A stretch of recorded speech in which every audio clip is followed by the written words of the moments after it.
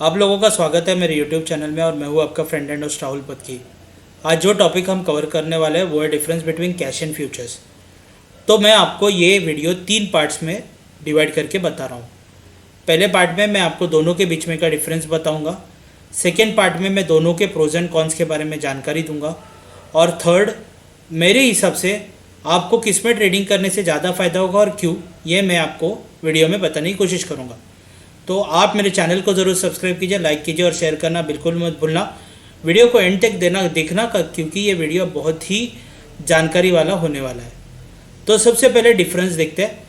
दरअसल क्या है कि अगर आप कैश में ट्रेडिंग कर रहे हो तो आप 1, 2 या 10 शेयर्स भी बाय कर सकते हो। फ्यूचर्स में लॉट होता है और लॉट प्री डिसाइडेड होता है, तो वो जो भी लॉट साइज़ है वो लॉट साइज़ के हिसाब से ही आपको बाय करना पड़ता है। कैश में आप चाहे उतने शेयर्स बाय कर सकते हो, सारे शेयर्स अवेलेबल होते हैं बाय करने के लिए। फ्यूचर्स में कुछ पर्टिकुलर पैरामीटर्स को जो फुलफिल करते हैं वही अलाउड होते हैं और वही ट्रेड होते हैं। तीसरा, अगर आप कैश में बाय कर रहे हो तो आप जितना समय चाहे उसे होल्ड कर सकते हो, सालों साल होल्ड कर सकते हो। फ्यूचर्स में हर एक कॉन्ट्रैक्ट की एक्सपायरी डेट होती है, या फिर वो जब कॉन्ट्रैक्ट एक्सपायर हो रहा होता है तब आपको उसको रोल ओवर करना पड़ता है। यानी अगर आपने जुलाई का कॉन्ट्रैक्ट लिया है या जून का कॉन्ट्रैक्ट लिया है, 3 महीने का जनरली कॉन्ट्रैक्ट अवेलेबल होता है फ्रॉम द मंथ 1, 2, 3। तो थर्ड मंथ का अगर आप ले लो तो भी उसके बाद आपको वापस रोल ओवर करना पड़ता है। ये होता है फ्यूचर्स के मामले में। कैश में आपको कोई लिमिट नहीं होती कि आप कितने का कॉन्ट्रैक्ट बाय कर रहे हो, या प्राइस वाइज काफ़ी सस्ते कॉन्ट्रैक्ट भी बनते हैं। अगर आप चाहो तो कितना भी कम का ले सकते हो या कितने भी ज़्यादा का ले सकते हो। फ्यूचर्स में contract generally on an average 3 से 4 लाख का कॉन्ट्रैक्ट बनता है और वो 10, 12, 15 लाख तक का भी कॉन्ट्रैक्ट बनता है। कैश में आपको जो कैश है वो पूरा पेमेंट करना पड़ता है। फ्यूचर्स के अंदर जो है आपको पूरा पेमेंट नहीं करना पड़ता, आपको 25%, फिर बाद में शायद जाकर 50-75 हो जाए, लेकिन 25-50 ऐसे अलग अलग आप उसको उतना परसेंटेज का आप पेमेंट कर सकते हो। पुराने दिनों में तो 10% में भी हुआ करता था। शेयर्स को भी कोलैटरल रख के फ्यूचर्स में ट्रेडिंग कर सकते हो। कैश में ट्रेडिंग करते हुए आपको डिफाइंड नहीं होता है लॉस, आपको पता नहीं होता कि आपको कितने का लॉस होगा। लेकिन फ्यूचर्स में कुछ स्ट्रैटेजीज है जिसको अगर आप प्रॉपरली यूज़ करो तो आपको पहले ही पता होता है कि लॉस कितना होगा, प्रॉफिट कितना होगा। ये एक बहुत ही बढ़िया फीचर्स है फ्यूचर का। अगर आप उसको हेज करते हो, हेज क्या होता है ये आने वाले वीडियो में मैं ज़रूर बताऊंगा, लेकिन एक एग्जांपल के तौर पे बता रहा हूँ। अगर आप हेज करते हो तो आपको पहले ही पता होता है कि आपका लॉस कितना होगा, तो उससे मार्जिन भी कम हो जाती है और आपकी रिस्क भी कम हो जाती है। कैश के अंदर कभी भी ट्रेडिंग आप शुरू कर सकते हो और कभी भी ट्रेडिंग कर सकते हो।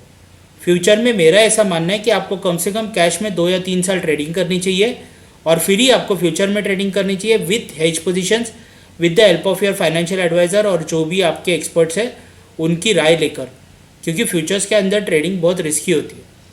अगर आप उसको प्रॉपरली हेज करो तो रिस्क कम हो जाता है, लेकिन तो भी अगर आप हेज नहीं करो तो it is going to be difficult. तो ये इन जनरल डिफरेंस है between cash and futures. Cash के अंदर और फ्यूचर के अंदर, दोनों के अंदर over leverage is a very bad habit.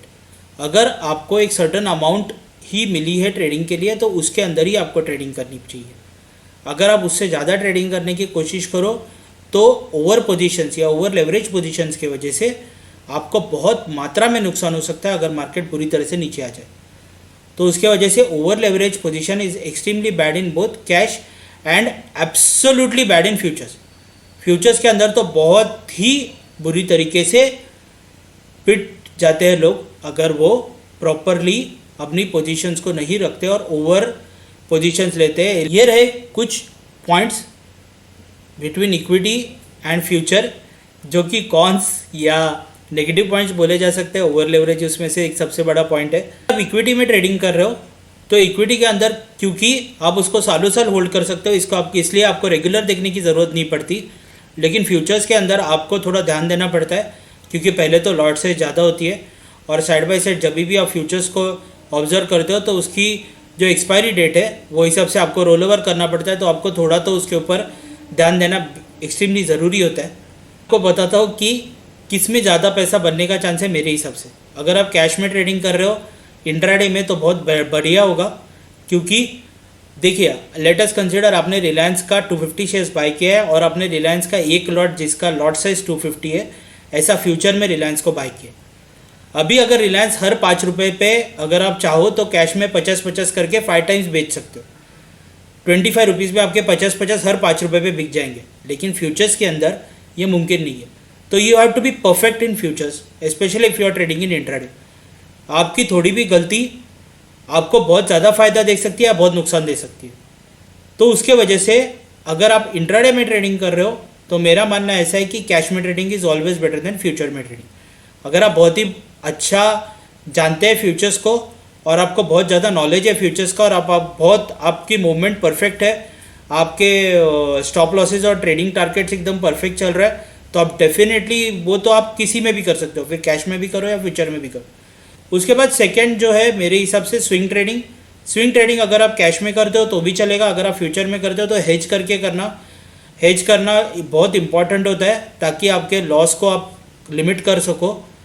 तो अगर आप स्विंग ट्रेडिंग दोनों में करते हो तो भी चलेगा। अगर आप बहुत लॉन्ग टर्म के हिसाब से सोच रहे हो तो मैं तो हमेशा कहूँगा कि चाहे कुछ भी हो जाए कैश में ही करना बेहतर है या इक्विटी में ही करना बेहतर है, क्योंकि आप डिलीवरी लेकर चाहे उतने सालों तक उसे रख सकते हो और उसको आपको बार बार देखने की ज़रूरत भी नहीं।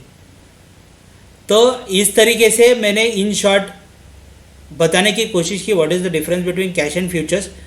तो आपको मेरा वीडियो कैसे लगा ये ज़रूर बताइए। मेरे चैनल को ज़रूर सब्सक्राइब कीजिए, लाइक कीजिए और शेयर करना बिल्कुल मत भूलना। Thank you so much.